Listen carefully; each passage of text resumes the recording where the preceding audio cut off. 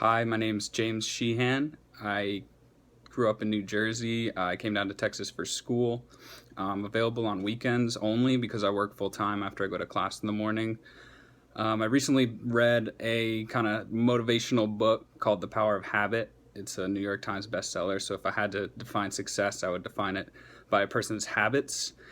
I think my motivation to pass this class is definitely just to graduate, even though you can use speech in every aspect of your life. My own bad habits of forgetfulness may be the thing that's holding me back in my academic career.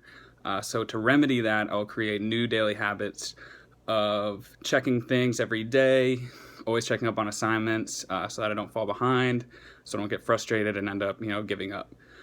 I completely agree with Ducklin's concept of grit. It was one of the main points in this book I was talking about. Weirdly, the West Point example was a huge example in this book, but to elaborate on it even, they talked about not only just individual grit, but grit as being part of a group thing. And when you had a group to rely on, when your grit was failing, the group could kind of motivate you and pick up your grit slack. And it was different day to day and for person to person. So I think an even cooler point on that would be a collective grit in communities or whatnot. I think a good way for me to use this class and to use grit to complete my academic career would be to stop changing my major and finally stick with something, because you can't finish something if you keep changing, and that's completely correct, and that's been my life to this point.